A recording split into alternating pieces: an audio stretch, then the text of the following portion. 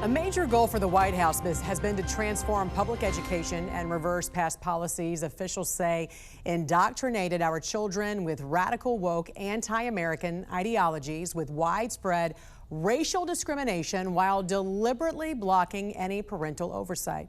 It had gotten so bad that grassroots organizations that had formed to fight it during the Biden administration grew really big, really fast. And one of those groups was Defending Education, which is now seeing just how pivotal their role was to expose school administrators and school districts. And Senior Director of Communications at Defending Education, Erika Sanzi, joins us now with her latest article about this in the Washington Examiner, The Fall of the Public Education Race Grifters, which, by the way, excellent article that I read there, Erika. Well done.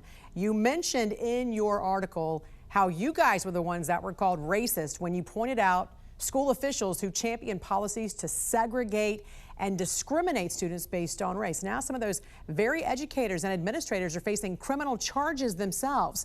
Tell us about some of these examples that you gave in your article.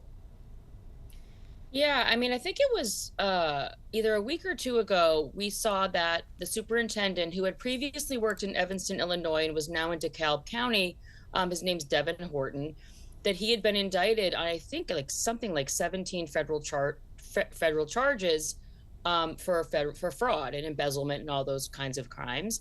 And it was interesting to us because when we launched, he was a main catalyst in why, because at the time he worked in Evanston, Illinois, and Correct. when we were talking about schools reopening, he put in writing during COVID that he was going to determine which students could return to in-person learning based on race and sexual orientation. I recall So that this. meant that he felt that they'd been historically marginalized, and it was his job to make up for that historical wrong by deciding who could come back to school. So that meant that if you were a struggling student academically, but you didn't check the right race box or sexual orientation box, you would stay home and learn remotely. And if you were an accelerated student or a student that wasn't struggling, but you did check the right boxes, you got to go back to in-person schooling. That was one of the main things that convinced our president and founder that our organization needed to exist. So now to fast forward to 2025 and see him again being charged with crimes, it's not surprising, and we sort of feel like we saw the writing on the wall from the beginning. Right. And this something that we saw in Iowa as well. We saw the superintendent in Iowa who was an illegal alien that the all-female school board, by the way, hired and did not look into his background. But as you mentioned before, he was facing several lawsuits in previous school districts where he was the superintendent, and clearly he was not checked, and his immigration status was not checked as well. Do these revelations, though, signal, do you think, a turning point in our education system, or does it seem like we still have a long way to go at this point? I feel like it's both and. I do feel like we're in a better place than we were in 2021.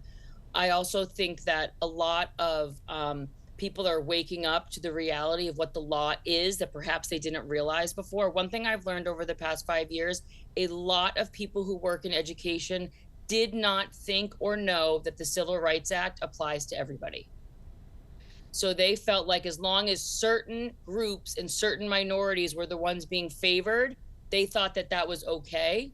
And what they've learned is, no, you cannot discriminate on the basis of race, period, in a public school setting. And that has been news to a lot of people. So I think some are realizing, wow, this thing that we thought was like a good thing to do, we were helping people, which again, they thought that they were.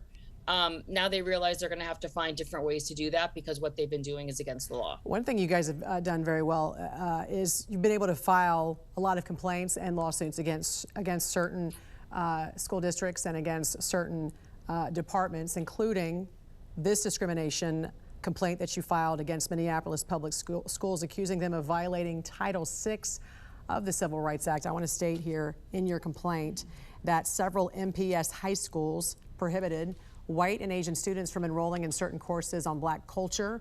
Race-segregated classrooms clearly qualify as such discrimination and are thus incompatible with the colorblind mandate of Title VI and the Equal Protection Clause. Just another example here. Tell us about this complaint and where things stand right now as to what's happening there in Minneapolis Public Schools. Yeah, we didn't even know we were going to find this. We actually were just trying to highlight and expose the utterly insane ethnic studies curriculum in Minneapolis public schools. And we came across these classes that explicitly stated that only Black students could enroll. And again, that is like, regardless of one's intentions, that is just fundamentally wrong and against the law in a public school. So right now, we just filed that complaint. I believe it was early this week. So it hasn't really moved anywhere yet. We'll see. I suspect the school district is going to come out and say, well, even though it says they can't enroll, like they really can. But again, who's going to enroll in a class that's basically states from the outset, you're not welcome? You guys have been very successful in a lot of these suits that you filed, correct? There's been change as a result of this.